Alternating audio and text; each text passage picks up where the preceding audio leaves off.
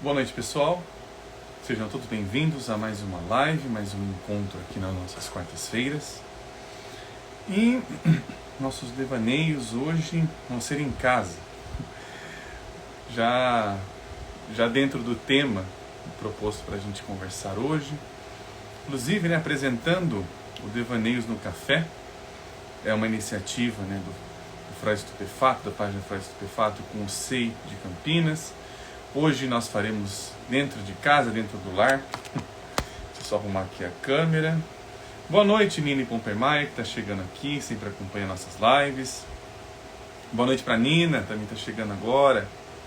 Boa noite para o pessoal, sejam bem-vindos todos aqui à nossa casa, onde a gente fala, tenta sair do óbvio e também nós tentamos fazer poesia, E a nossa tentativa é sempre em prol de fazer uma troca, de fazer uma reflexão em relação a alguns temas, em relação a temas cotidianos, temas da própria psicologia, e que vai surgindo aí para nós. Na live passada, nós conversamos um pouco sobre a mítica do lar, falamos um pouco sobre Hestia, comentamos um pouco sobre algumas referências. Hoje vou buscar fazer uma live voltada ao olhar um pouco mais para o olhar poético.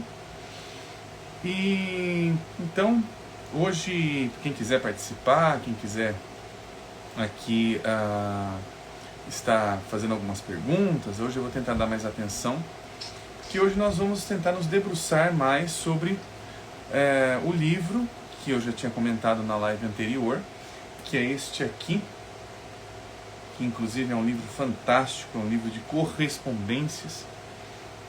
Este aqui da Ana Martins Martins com o Eduardo Jorge, que chama-se Como Se Fosse a Casa, uma correspondência. É um livro que fala sobre a poética da casa e também como nós, poeticamente podemos ver esse lugar que nós chamamos de lar. E aqui o livro traz, inclusive, uma visão de um lar provisório. Aqui o próprio prólogo do livro, nas orelhas aqui do livro, fala que a Ana Martins Marques escreve do apartamento alugado do seu amigo, o Eduardo Jorge. O que nos traz ali uma perspectiva bastante interessante de um lar que é um lar que não é exatamente um espaço físico, pensando no sentido literal da palavra. Então hoje nós vamos aqui ler algumas poesias grifadas por mim, tentar comentá-las, tentar ali ter um olhar mais psicológico para elas. E vamos refletir, vamos imaginar o que a poetisa aqui, até o próprio Eduardo Jorge, mas aqui eu peguei alguns poemas, eu vou ler só os poemas que eu grifei, senão vai ficar uma live muito extensa. E vamos trazer aqui hoje uma perspectiva de ver o lar com outros olhos, porque vamos tentar ver os pontos fixos em nós de uma forma mais maleável. É essa a intenção aqui de trazer a poesia. Então, primeiramente, boa noite para o pessoal que está chegando. Também ressaltando que o Devaneios no Café acontece normalmente no SEI aqui de Campinas. Hoje, excepcionalmente, estou fazendo de casa. Até combina bastante com o tema que nós vamos tratar. Então, a gente vai tirar aqui alguns minutos, vamos ver como é que vai ser. Se a gente vai realmente ali ficar uma hora, devaneando. Nossa intenção é ficar uma horinha aqui falando sobre, mas vamos aqui tentar nos debruçar sobre a poesia que nos é entregue. Então vai ter leituras e a gente vai fazendo comentários através do que nos é entregue. Vou tentar seguir aqui a ordem que eu fui grifando, mas deixa eu ver se eu encontro uma delas que eu acho bem importante para nós começarmos aqui a devanear. Deixa eu ver.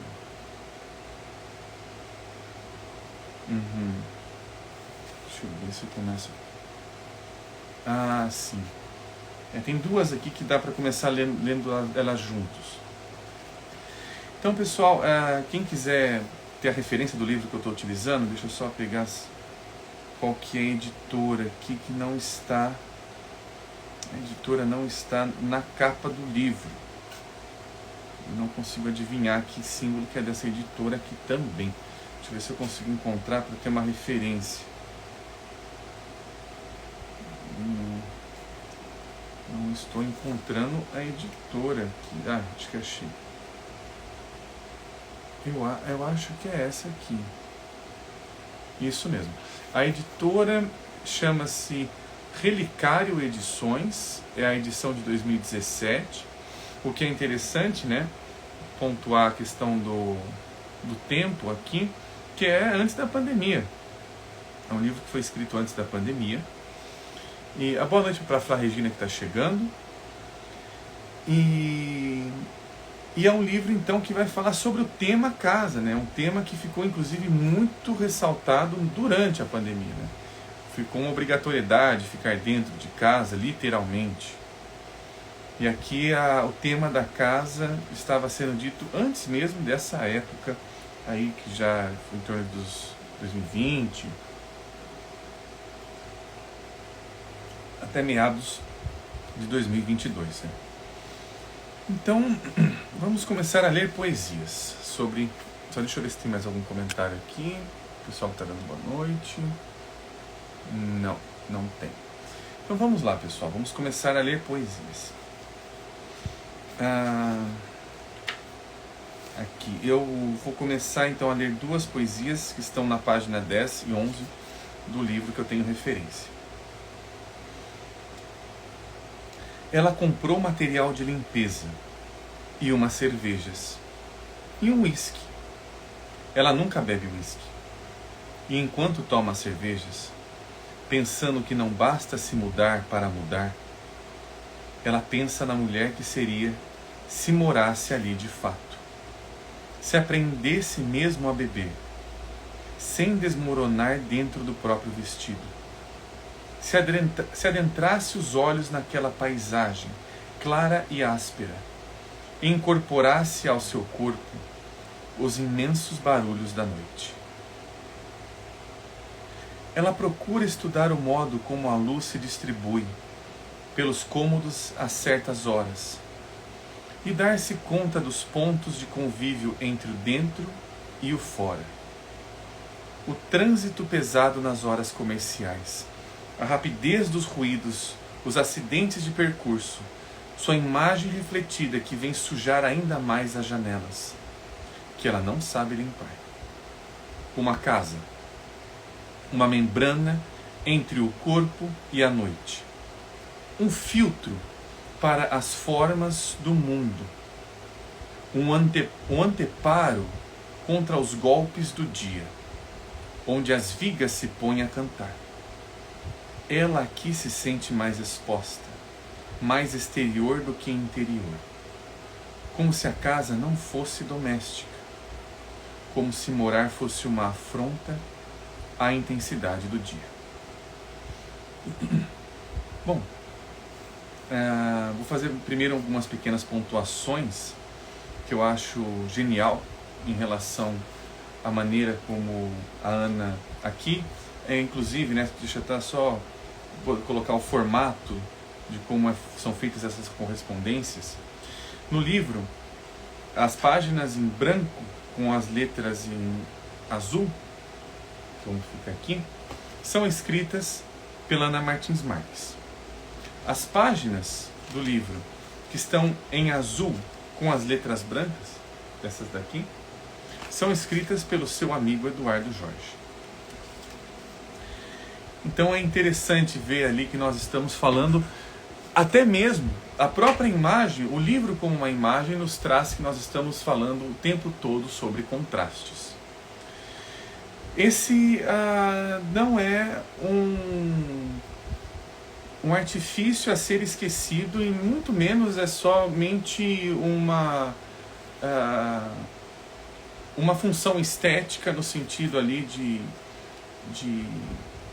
ter ali um sentido mais físico, digamos assim.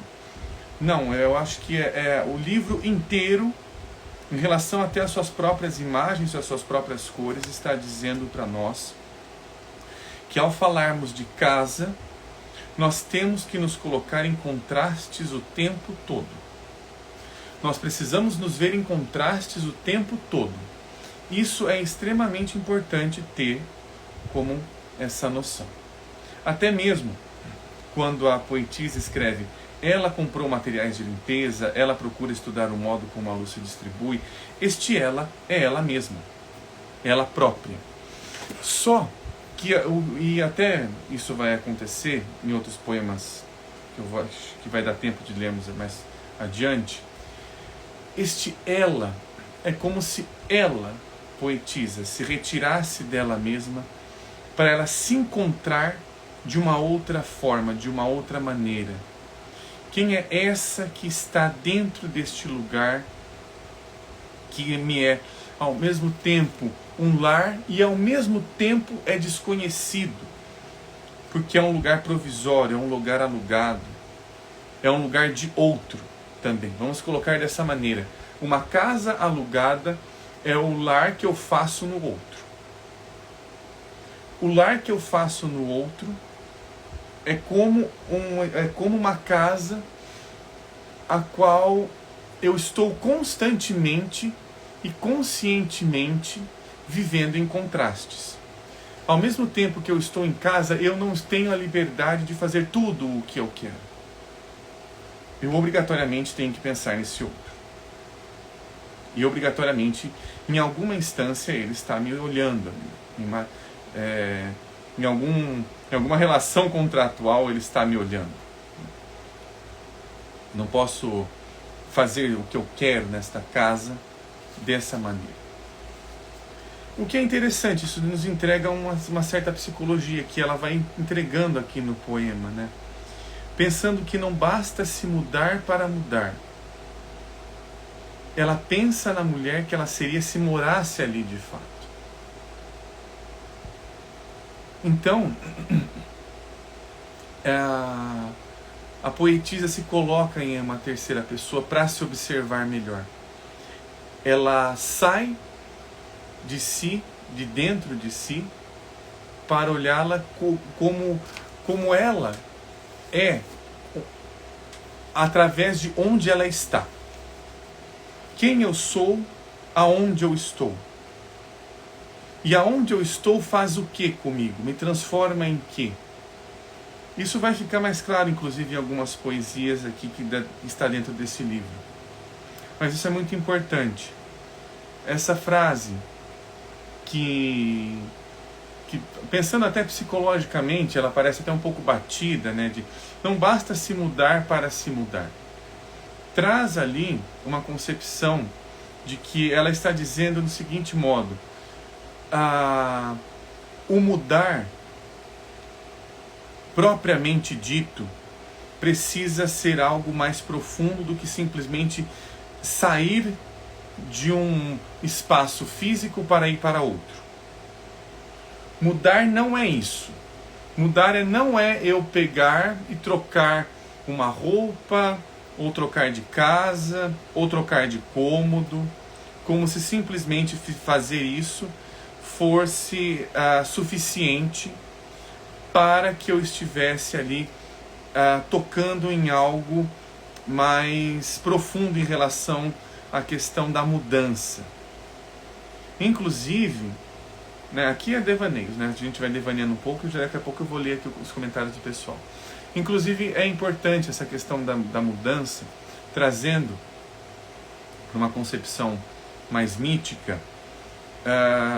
Os gregos antigos, eles entendiam a mudança, ou uma outra palavra que nós podemos colocar, a metamorfose. Eles entendiam a metamorfose de um jeito bastante peculiar, bastante diferente do nosso. Enquanto nós, como cultura, imaginamos que mudança, né? Inclusive isso é muito pregado, né? Isso é muito difundido. E não quer dizer que seja errado ou certo, tá? De novo, são olhares diferentes. Nós estamos tentando olhar para como a imagem nos olha, e não para como nós estamos olhando para a imagem, que é uma forma diferente. Mas hoje o que é mais difundido em relação à mudança é: você tem que mudar seu mindset, você tem que mudar a sua forma de se relacionar com as pessoas, você tem que ser mais confiante, você tem que ali ter uma postura de um caçador que vai lá e conquista o que quer de uma maneira ali até austera, de vencer ali. O vencer ali nesse sentido é um triunfo sobre algo que me coloca para baixo, inclusive me coloca numa descida.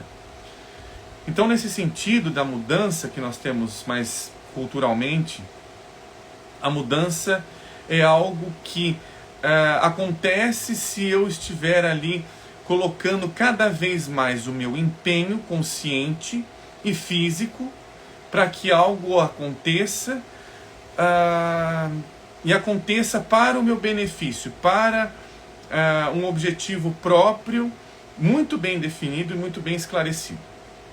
Isso é o que nós temos mais difundido. Isso, inclusive, é importante saber sobre isso, porque nós não estamos falando desse tipo de mudança, e nem mesmo o que eu entendo que a Ana Martins está escrevendo aqui é sobre esse tipo de mudança.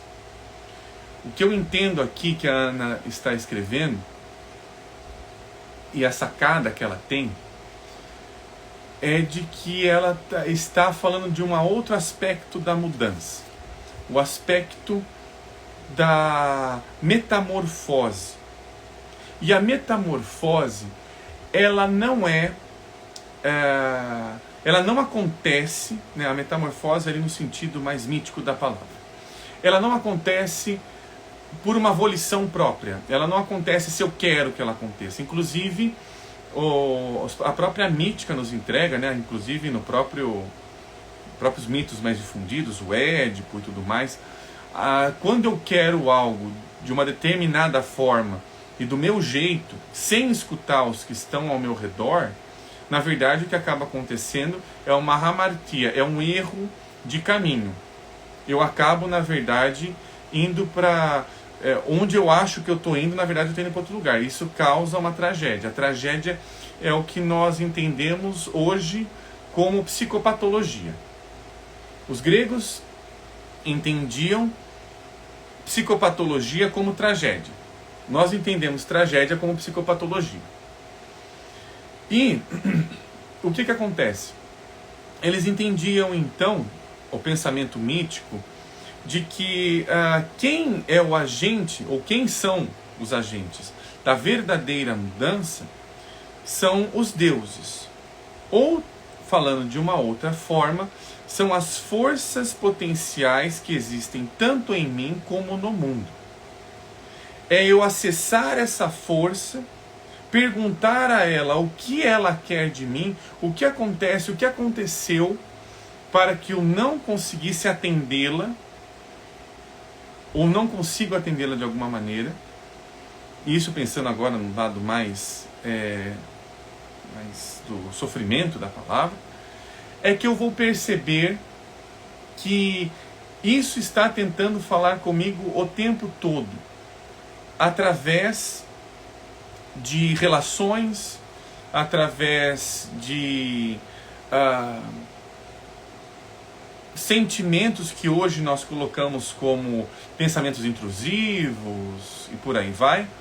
Mas vale lembrar, inclusive, né, que algo que Freud mesmo falou, se não me engano foi Freud, no máximo foi Lacan, mas eu acho que foi Freud que falou. Corrija-me aí quem estiver assistindo se eu estiver errado, mas o Freud, ele disse algo que é importante, que ele disse que a angústia é o sentimento que... a angústia é o sentimento que... Tentar não colocar tentar falar da maneira... A angústia é o sentimento que nunca erra, mas não é exatamente isso.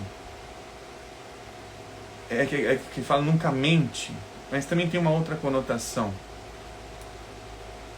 É como se a angústia fosse... Ela estivesse apontando verdadeiramente para onde eu tenho que olhar. É nesse sentido. Se não me engano é Freud que pontua isso. Então, a angústia é o sentimento que nunca mente. Ela sempre está dizendo aquilo que está realmente acontecendo no campo real, que está dentro de uma fantasia. Né? Toda a realidade está dentro de uma fantasia e vice-versa. Não trai, aqui a Gleide falando. Inclusive, deixa eu ir lendo algumas coisas, senão eu vou perder. Tem algumas coisas aqui em cima que já foram colocadas. Deixa eu ver aqui o que o pessoal está comentando. Aqui, a Nini está comentando aqui em cima. A palavra domesticada me chamou a atenção neste estranhamento com a casa. Sim, se a gente for pensar, domus significa casa, né? Significa lar. Domus é importante a palavra domus, porque quando eu domo alguma coisa, se a gente for pensar inclusive nas nossas emoções, quando eu tenho a possibilidade de domar o meu coração não é estrangeiro a mim. Eu posso transformar o meu coração em casa se eu tenho um coração domado. Então a importância de domesticar nesse sentido, domesticar não é reprimir. Isso tem que ficar claro. Domesticar não é recalque. Recalque é outra coisa, né? Que inclusive vai ali fazendo mecanismos de defesa cada vez mais fronteiriços, vai fazendo mais barreiras divisórias, vamos colocar nesse sentido. Quanto mais a gente recalca, mais a gente divide. O recalque é uma divisão. E depois eu vou comentar uma frase da Szembroska sobre isso, né? Que ela fala sobre o abismo. Então, a possibilidade de domesticar é trazer para dentro. Quando eu estou domesticando algo, eu estou civilizando, eu estou trazendo para dentro daquilo que em mim é como uma cidade. Ou também como uma casa. Como um lugar onde há convivências múltiplas e diversas andando, né, acomodando e incomodando o tempo todo, né, enquanto elas estão em trânsito. Então a casa é aquilo que ao mesmo tempo está fixo, mas ao mesmo tempo há um trânsito interno entre os elementos, aqueles que participam. Isso é importante. E aqui um comentário da Gleide, que realmente não basta mudar para se mudar. Estamos ainda falando sobre isso, Gleide. Aqui tem um outro comentário da Gleide. Aqui uma pergunta, na verdade. Morar de aluguel no lugar do outro não pode comprometer o morar no amor próprio? Então, primeiro a gente tem que observar que nós estamos falando com uma metáfora, né, Gleide? Nós estamos falando ali no morar de aluguel como a imaginação do eu estou em uma casa que me acolhe, que me abriga de uma determinada maneira, que tem um contrato, ou seja, ao mesmo tempo me limita de alguma maneira também, me coloca num limite em relação com a própria relação das internalizações, das internalidades. E agora, compromete o amor próprio? Não, eu acho que não. Eu acho que, na verdade, a possibilidade de eu perceber que eu sempre estou numa casa que ela, de alguma maneira ou de outra, é transitória, até mesmo em relação ao próprio tempo, um momento ou outro eu não vou estar nela, a possibilidade de uma renovação, talvez, de um amor próprio. É quando eu consigo, na verdade, enxergar que o outro tem a sua própria dinâmica, a sua própria costume, a sua própria forma de ser, é que eu me permito a ter o meu amor próprio.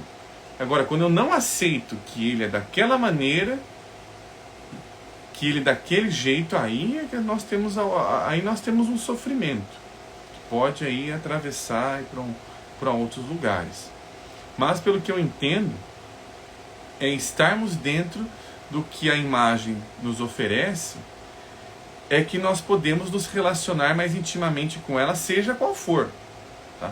Nós estamos aqui vendo a casa como uma metáfora. Então a gente vai explorar um pouco mais isso hoje também. Deixa eu ver se tem mais algum outro comentário. Lacan. Aqui a Flá Regina falando da frase que foi: a angústia é um afeto que não mente. Sim, estava entre Freud e o Lacan, era um dos dois. Mas obviamente nesse sentido aqui também vale ressaltar que se foi o Lacan que falou essa frase, o Lacan ele está sendo muito freudiano nesse momento. Muito, muito mesmo. Deixa eu ver mais aqui. Tem um comentário da Nina. Desde que me mudei para uma casa, percebo que ela provoca e acolhe mudanças em mim. Interessante, Nina. Que imagem bonita essa, né? O quanto perceber que a casa é um organismo vivo, né? Você está trazendo isso para cá. Trazendo que a casa, ela também tem os seus próprios costumes, tem a sua própria arquitetura. A forma da casa, a arquitetura da casa também vai mexer comigo de alguma forma. Inclusive a Ana tem um poema sobre isso. Acho que vai dar tempo. Inclusive tem bastante discussão só para um poema, hein? Como esse poema lançou bastante lugares aqui. Que bacana de saber disso, Nina. Então, bom, eu acho que eu vou tentar avançar um pouquinho mais para a gente conseguir ler mais alguns poemas que eu anotei. Mas deixa eu ver se esse daqui. Aqui, ó. Isso é interessante. Deixa eu ver se eu leio os dois juntos, se eles se casam aqui.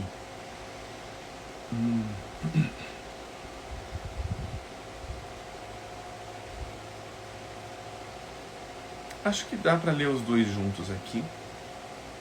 Eles não são contínuos, mas, né, eles estão de algum momento ali conversando sobre algo muito importante. Então, tem mais dois grifos aqui que eu fiz na página 18 e 19 aqui do livro Como Se Fosse a Casa. Eu estou usando como referência hoje para imaginarmos um lar. Se ao menos fosse possível saber se a voz ou microfonia, rota ou rotina, êxtase ou engano. Sentir é um sítio difícil. Permanecer é um périplo.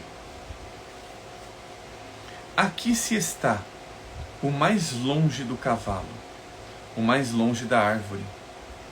Saber que o concreto enlouquece, que as pessoas se desgastam, racham, acumulam sombra, que o cimento sonha, as pessoas trincam, por solidão, saber que nem sempre se pode puxar os cabelos, o pensamento. Olha que interessante isso, né? Tem um comentário do Eduardo. Eduardo, que alegria recebê-lo aqui, Eduardo. Boa noite. Eduardo, inclusive, está super convidado para uma live, viu, Eduardo? Nós temos que combinar um dia agora. Minha próxima live, inclusive, não sei se vai ser semana que vem, mas tem uma live, inclusive, só um parênteses, né? Tem uma live com o Daniel Roisman. O Daniel, inclusive, fez um livro muito legal com o Eduardo, que eu não tenho ele agora aqui próximo de mim, mas deixa eu ver se não tenho mesmo. Não, acho que está na estante. Mas é sobre a ousadia na psicanálise. Então eu recomendo que o pessoal quiser ler esse livro também. É um livro muito instigante, que é um artigo de vários autores, né? A ousadia e o estranho na psicanálise, que é algo que é um livro bem ousado, né, nesse sentido ali de tirar a psicanálise do lugar ali do saber pessoal e ir para o campo do estranho mesmo. Isso é muito bacana. O Eduardo está comentando aqui. Deixa eu ver aqui em cima. Cliquei errado aqui. Voltei. O trânsito interno está em congestionamento. Inclusive a Ana fala sobre isso. Inclusive, Eduardo, eu acho que a Ana Martins Marques é sua conterrânea, viu? Ela, não sei se você é de Belo Horizonte, mas ela é mineira. A Ana, acho que ela é de Belo Horizonte. Que coisa legal. Estamos fazendo trânsito, estamos fazendo trocas aqui. O trânsito, o Eduardo continuando aqui. O trânsito interno está em consugestionamento. Sim, né? Inclusive, sem trânsito não tem como chegar em casa, né? Não tem. Aqui, vamos alinhar uma data assim, Eduardo. Para mim vai ser uma grande honra fazer uma live com você. Faz tempo que a gente não conversa. Que coisa boa. Temos lives aqui. Ai, ai, que legal. E quem sabe um dia eu não convido a Ana Martins Marques um dia, se ela quiser fazer uma live comigo, será uma honra. Ai, mas que coisa legal. Estamos recebendo, que live gostosa, que forma de receber aqui. Que coisa bonita. Eu agradeço ao pessoal aqui que está participando, Eduardo, a Nina também, que está sempre conosco. É um privilégio. E é interessante que eu fiz 2 grifos aqui na primeira poesia que eu li dela, né? Que ela fala que sentir é um sítio difícil, permanecer é um périplo. Périplo é uma... O que é um périplo, né? É uma palavra que não é tão usual assim, né? O périplo, na verdade, né, é uma viagem de longa duração. O périplo é uma viagem de longa duração. Então, colocando em outras palavras, permanecer é uma viagem de longa duração. Olha que sacada fantástica que tem a poetisa. Permanecer é uma viagem de longa duração. Isso nos coloca em um contraste fabuloso em relação ao que nós estamos falando sobre lar. Para estarmos em um lar, nós precisamos permanecer em uma viagem.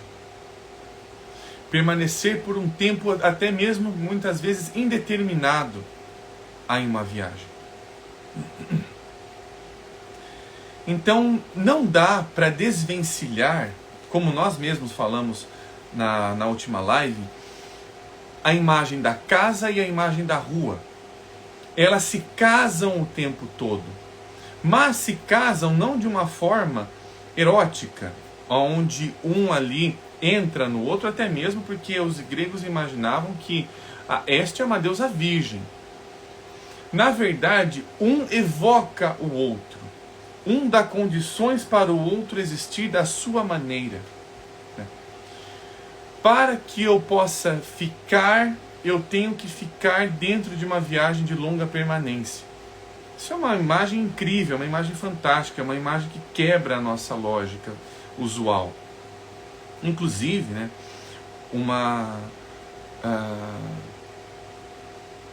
frase que eu acho fantástica da Wisława Szymborska, uma poeta polonesa que eu já citei aqui, Prêmio Nobel de Literatura de 1996. Ela tem uma frase, deixa eu ver se eu lembro ela de cabeça.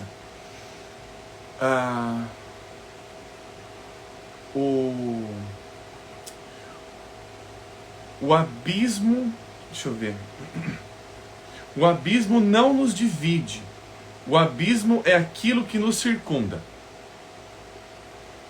Olha que imagem. Tem a ver com o nosso tema. O abismo não é aquilo que nos divide, mas é aquilo que nos circunda. Nesse sentido, nós percebemos o quê? Que, na verdade, esse trânsito entre casa e rua, entre o interno e o externo, entre o eu e o outro, nesse sentido, né? Entre a viagem e o permanecer, nós não estamos falando de coisas que são totalmente distintas, são separáveis. Nós estamos falando de lugares que se comunicam através de abismos. Se o abismo nos circunda, o abismo é que também nos coloca em comunicação. Olha que interessante essa virada. Então isso nos traz uma seguinte perspectiva. A partir do momento em que eu percebo que há um abismo de linguagem para acessar o que o outro está falando sobre mim, ele não está me dividindo, ele está me colocando profundamente em mim.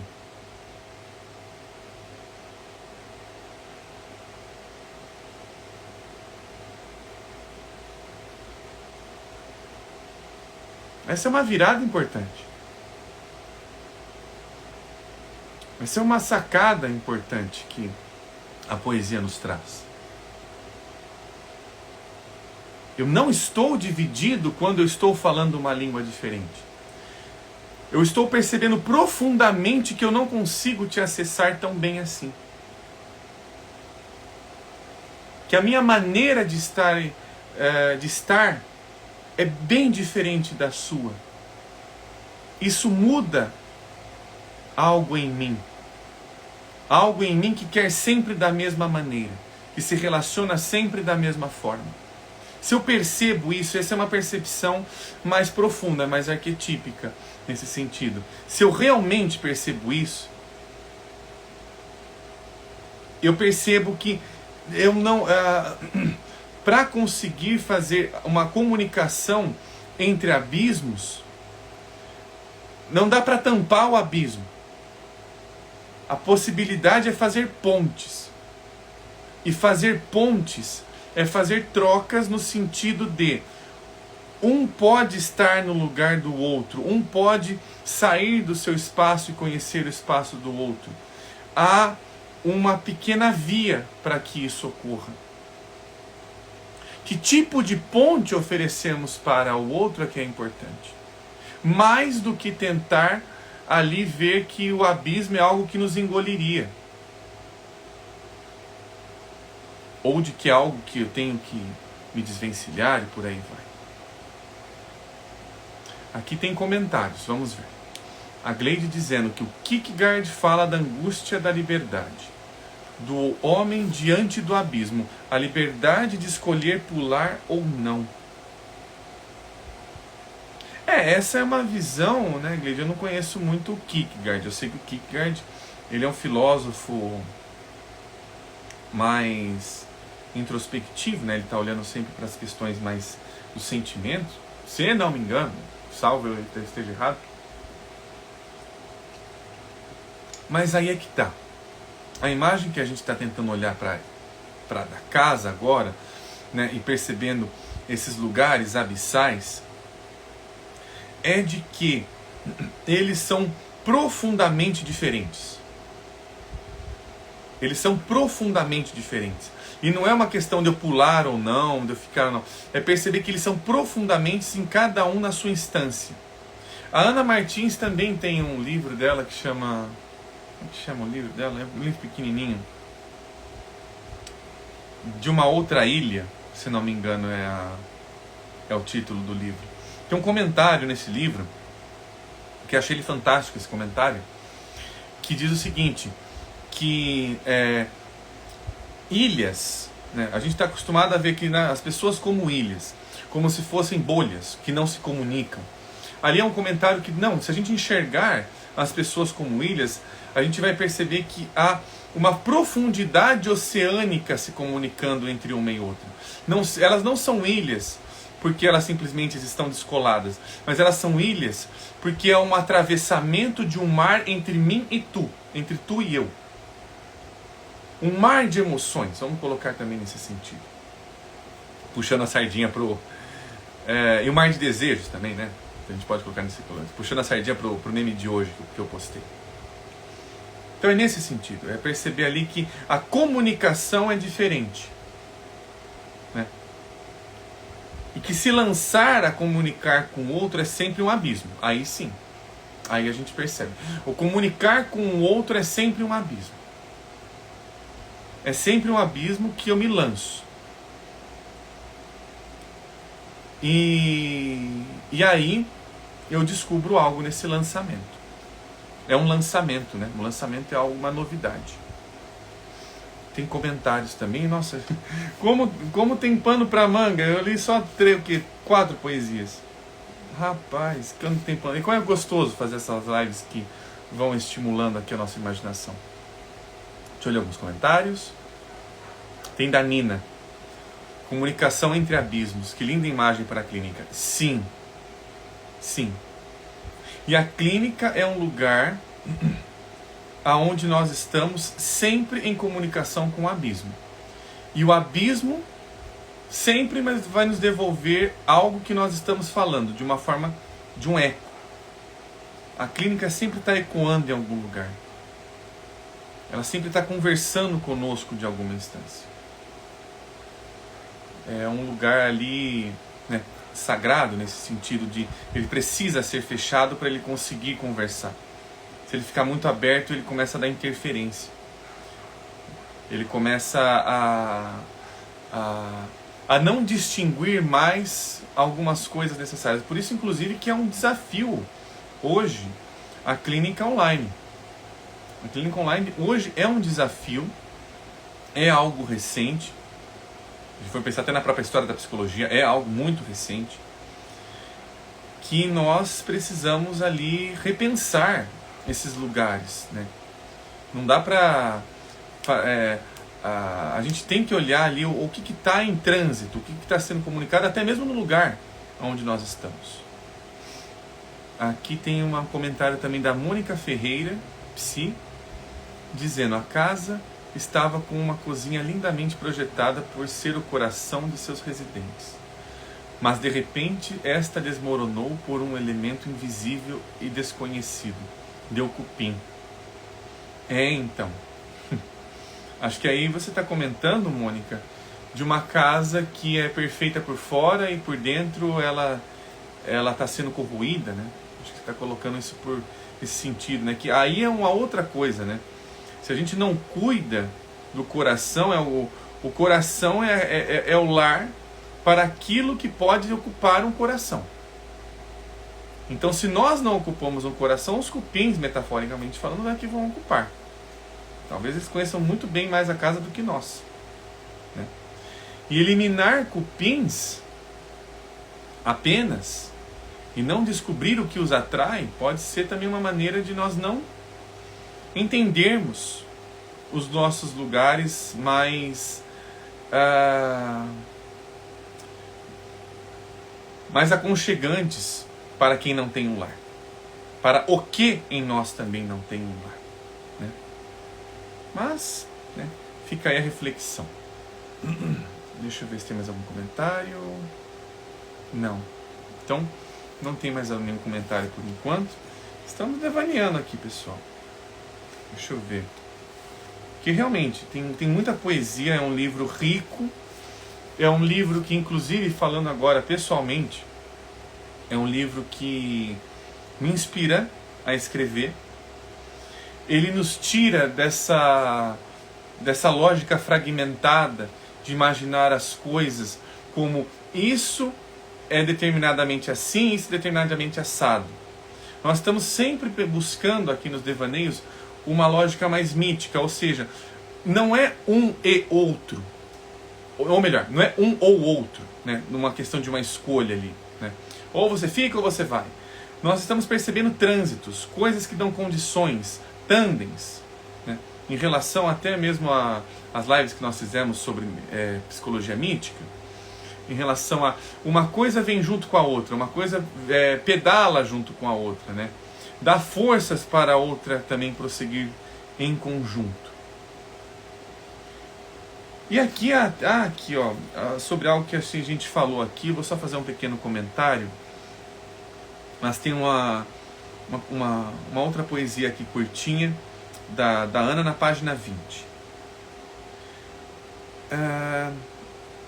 As crianças não se cansam, esgotam suas energias, caem dentro do sono, mas não se cansam. O cansaço é o fim da infância. Pode ser que seja assim, que só para elas exista a casa absolutamente. E depois disso, ensaios de morar onde melhor nos convém, experimentos de ajuste, do corpo à arquitetura, ligeiro desconforto e desamparo infinito. Eu entendo aqui nesse final que a Ana, né, esse daqui é outro, eu escolhi mais os da Ana, né, é uma escolha mais pessoal, sim, tem a ver com isso, é uma escolha íntima, pegar ali os poemas dela. Aqui dá pra gente imaginar uma outra coisa aqui, importante. Ela está dizendo, a casa a qual nós estamos nos referindo hoje, inclusive, esta casa não existe. A casa não existe. é o ponto fixo em nós que nos transforma no que Ele é. Isso é muito importante. Quando nós permanecemos em algum lugar, esse lugar, e quando nós permanecemos, o tempo que nós permanecemos nesse lugar vai aos poucos nos transformando no que Ele é, não no que nós somos. Somos nômades, somos anfíbios, como diz a Ana Martins aqui no poema. Se deixarmos de sermos anfíbios, tornamos seres de concreto, não seres concretos, mas seres de concreto, que é outra coisa. E acabamos por ficar enrijecidos demasiadamente. Acabamos, inclusive, por encerrar alguns processos possíveis de transformação. Ou acabamos até mesmo, sendo mais radical, não percebendo que alguma transformação está acontecendo em nós o tempo todo, querendo nos tirar de si para que nós nos renovemos. Isso é importante. Tem uma frase do Barcelos, que ele diz algo extremamente fundamental. Eu não vou lembrar ela aí, Ipsis Script, mas ela diz mais ou menos o seguinte: a xenofobia, que é o medo do estrangeiro, né, que é a aversão ao estrangeiro, o preconceito ao estrangeiro, inclusive, tantas essas palavras, que a xenofobia, a grande derrota da xenofobia é o eu. Quem é o mais prejudicado dentro da xenofobia é o eu. O eu perde com isso. O eu vai morrendo. O eu vira uma cidade enclausurada. Uma cidade que só vai repetir o mesmo. Que só vai se relacionar com o mesmo. E aí a gente pode pensar, inclusive, que vira uma relação incestuosa, pensando psicanaliticamente. Então, esse é um outro ponto que eu queria trazer. E esta outra parte, que eu acho que eu li ela na live anterior, mas eu queria lê-la novamente. Esse outro poema dela fantástico aqui. Inclusive, não sei se vai dar tempo de ler mais, para comentarmos, talvez dê. Tem bastante poesia esse livro, tem muita riqueza aqui. Realmente não vai dar para ler todos. Mas esse aqui, eu preciso ler. Esse aqui, ele conversa com tudo aquilo que nós estamos aqui colocando como essa possibilidade de enxergar, de ver essas ideias que nós estamos trazendo hoje. Aqui é na página 27 do livro. A Ana diz o seguinte: somos anfíbios. Sobrevivemos igualmente na casa e na rua. Respiramos na casa e respiramos na rua. Entramos em casa com os pulmões cheios de ar da rua. E devolvemos depois à rua um punhado do ar da casa. Em casa trocamos de pele para sair à rua. Levamos coisas como quem parte em uma excursão. Adendos, próteses, maquiagens, enfeites. Saíamos para a casa, para fora da rua. Dobramos as ruas para dentro de casa. O lado de fora, do lado de fora. E não nos cega a luz súbita da rua. Nossos olhos se adaptam. Somos anfíbios. Atravessamos sempre a rua como quem foge de casa. No entanto, saímos de casa como se fosse seguro que a que ela voltássemos. E voltamos, quase sempre, cheios de fuligem e árvores, e arranha-céus e medo. Carregamos o tijolo das paisagens, dormimos sobre o cimento dos anos. Entramos em casa como num lago quieto e fundo. Saíamos à rua como se entrássemos num rio. Num rio que sempre muda. Transitamos por ambos os meios, ambas as vidas. Acreditamos encontrar a casa em casa e a rua na rua.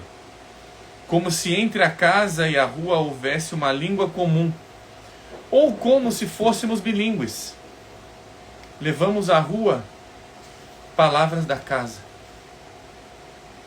Guardamos em casa palavras da rua. Parece simples. Fazemos isso todos os dias. Somos anfíbios. Às vezes, respirar é difícil. Essa poesia aqui, ela é potente. Ela aqui nos coloca num lugar incômodo pra caramba.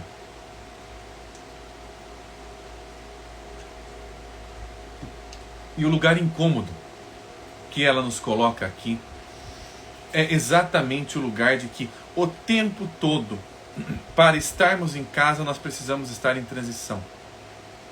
Nós precisamos nos comunicar com um diferente o tempo todo. Porque se eu não fizer isso, como anfíbios, como ela colocou nessa imagem, nós morremos. Se o anfíbio só fica num terreno ou só fica no outro, ele morre precocemente. Ou, em outras palavras, ele deixa de fazer trocas. E deixar de fazer trocas é deixar de respirar. E ao mesmo tempo que fazer essas trocas é difícil, porque nos tira de uma posição cômoda, ela incomoda, sem essas trocas não é possível com que a vida seja renovada. Uma outra vida, além da minha, começa a parasitar-me, me tirando a possibilidade de... Peraí, mas eu sou só isso? Peraí, eu só posso ficar aqui? Eu só posso tomar determinadas decisões? Por que eu tenho o tempo todo que ficar expulsando algumas emoções de mim? Será que não é possível conviver com elas de alguma forma? Será que não é possível conversar com elas de alguma forma, mesmo elas tendo uma língua diferente da minha? Será que não tem nenhum gesto em comum que eu possa encontrar? Algo que me fala, epa, não somos tão diferentes assim? A proposta de sermos anfíbios que a Ana nos traz aqui é a proposta de percebermos que o tempo todo nós estamos fazendo troca, percebamos isso ou não.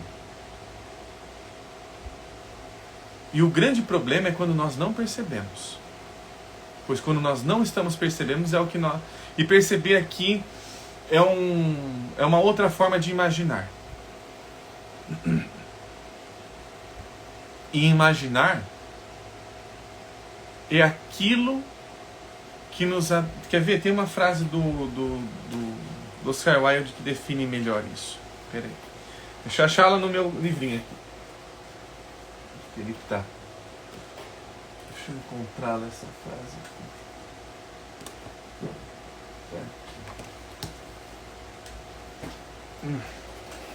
Então, imaginar é exatamente estar no lugar onde as coisas estão sempre em movimento. Se a gente for colocar, inclusive, naquilo que profundamente deseja em nós, aquilo que profundamente existe em nós, já convive bem com as diferenças. Porque para aquilo que é profundamente em nós não há uma diferença. As coisas se aparecem juntas muito naturalmente. Até se a gente pensar nos sonhos. Os sonhos naturalmente conseguem juntar um avião voando no oceano, uma baleia nadando no céu, perto da lua. Isso é um atributo da própria imaginação. E a imaginação, o que o Oscar Wilde nos coloca aqui, né, aqui no livro que eu vou usar, o De Profundis, ele tem uma frase fantástica que define muito bem o que é esse tipo de imaginação, que é este tipo de olhar que percebe mudanças o tempo todo, que é difícil, inclusive. A imaginação é a qualidade que permite a alguém ver as coisas e pessoas em suas relações tanto reais como ideais. Se não é possível enxergar isso por conta própria, converse com os outros sobre o assunto. Bom, para finalizar o nosso devaneios hoje, eu vou ler mais uma poesia. Acho que não vai dar nem tempo de comentá-la, mas deixa eu ver qual que eu vou ler aqui, porque tem tanta poesia boa. Deixa eu achar uma aqui para nós encerrarmos a nossa live, que já estamos chegando no fim.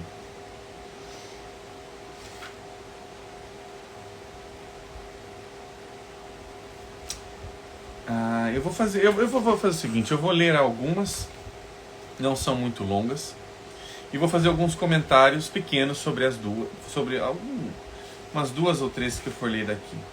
São poesias curtas, mas que elas se conversam muito bem. Da página 33 até a página 34 e 35. Talvez fosse preciso aprender sobre morar com aqueles que frequentam a madrugada ou o mar e conhecem essas horas imprecisas, nem noite nem manhã, expostos a tormentas ou à luz titubeante de bares que não fecham, entoando ou não canções de arrebatação ou de naufrágio, diante do azul ilimitado ou de um cemitério verde de garrafas, entre coisas ruidosas ou quietas, vendo a linha do dia pouco a pouco comendo vermelho a linha da noite, na rua como diante do mar. A cura está no tempo, dizem, mas ela pensa, por que não no espaço? Ou antes, não há cura, a vontade de partir antecede sempre a casa. Estamos para ir prestes, mas não prontos, só vigor e vontade. Lar, ela pensa, é sempre lá, talvez lançar-se. Sobretudo, não falar de amor, mas preservar seus gestos, sua coreografia de ternura e pânico, sua repetição, seu ritmo. Amar ainda as imagens, sim, não propriamente amar, não exatamente as imagens. Apenas uma língua muito antiga, que aprendemos mal, a peine, sem conhecer sua lei oral, mas somente fragmentos de velhos poemas, contabilidades, restos de música, destroços de um decreto, um tratado astrológico, catálogos de barcos, armas, utensílios, sem nem ao menos saber se contrato ou canção. Fantástico isso, né? Acho que dá para comentar, fazer um pequeno comentário, que dentro disso tudo aqui, né, quando a Ana coloca nas questões do tempo, entendo eu que ela está colocando nas questões do ser. Quando ela fala, a cura está no tempo, dizem. É como se ela estivesse dizendo aqui, pelo que eu entendo, a cura está no que somos. Ela fala, não, peraí, por que a cura não está aonde estamos, no espaço, que é onde ela coloca? E se a cura estiver no espaço? Ou seja, e se eu perceber o lugar aonde estou como sendo algo que me coloca imediatamente para uma determinada maneira de ser no mundo? Se eu, por exemplo, num sonho, estou naufragando em um mar e me debato Primeiramente, é importante perceber que eu estou desesperado no mar. Estar naufragando tem relação íntima com o mar. É onde estamos, mais do que o que somos, que é esta cura. Curar aqui como uma percepção de uma possibilidade de adquirir um outro saber sobre mim. Se eu me localizo, eu conheço um eu que eu não sei. Esse é um grande problema quando não saímos de casa, literalmente até e metaforicamente. Eu acabo não me curando porque eu preciso de espaço. Eu preciso de espaço. O espaço é aquilo que me cura mais do que quem eu sou. Essa é uma inversão. Isso é uma virada, na verdade. Não sei se é uma inversão, mas uma virada de percepção, que é através de uma imaginação. Sempre nós estamos ovacionando o ser. Mas e o estar? E se eu percebo onde estou? Mais do que o que eu sou? Será que alguma coisa muda? Será que se eu perceber que dentro de uma farmácia eu preciso tanto da atendente para ela estar ali me orientando? Será que se eu tiver interesse dentro dessa farmácia eu acho que eu quero? Ou realmente eu vou precisar da orientação dela para conseguir o que eu quero? Ou de acessá-la do outro lado do balcão? E sim, imagens. E uma outra coisa, nesse segundo e terceiro, na verdade, e último poema, morar, né, quando ela fala que não falar sobre amor, eu entendo o seguinte, que morar é amar aquilo que permanece em sua própria linguagem. Morar é amar aquilo que permanece em sua própria viagem. Em outras palavras, é aprender a ler uma língua diferente e não traduzir para a minha. Aí o abismo continua falando apesar de ele ter uma ponte. Ou apesar de uma ponte ter sido criada. Aprender uma língua estrangeira, metaforicamente também falando, é a possibilidade de haver relação. Mais do que uma troca de beneficiar A, B, C ou Y, mas uma relação.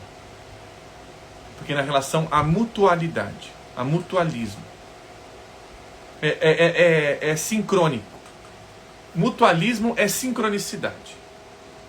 Tá? Isso é importante. Mutualismo é sincronicidade.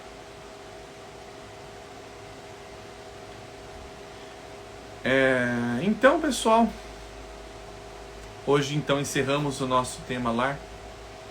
Nós aqui, né, participamos, quem está participando aqui do chat, quem está participando, assistindo esta live gravada. Eu agradeço imensamente a participação e a colaboração de vocês. Muitíssimo obrigado por esse acolhimento, por estarmos aqui. Então hoje nem consegui ler todas as poesias que eu circunscrevi, mas é exatamente devaneios por conta disso. A gente às vezes nunca sabe onde vai parar. A graça de devaneios é essa. E aqui agradeço a Nini aqui falando, grata por nos receber tão lindamente em casa, foi uma delícia de live. Eu que agradeço, que gostoso receber isso, essa consideração. A Flá Regina falando, muito obrigada por esse momento em casa, né? A house is not a home, né?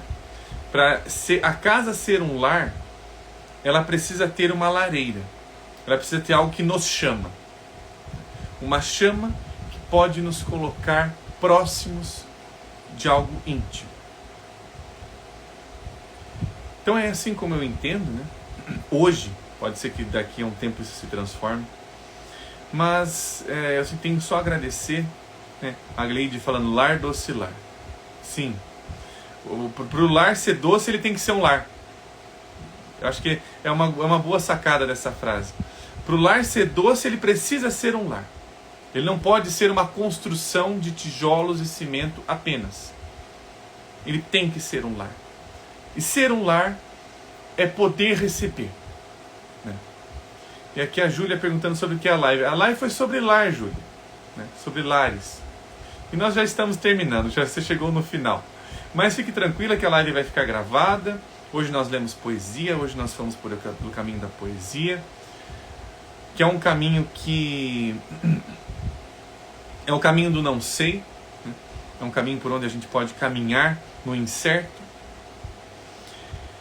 E ao vivo nós já estamos aqui terminando, mas ela vai ficar gravada e qualquer coisa, né, dá para comentar, né?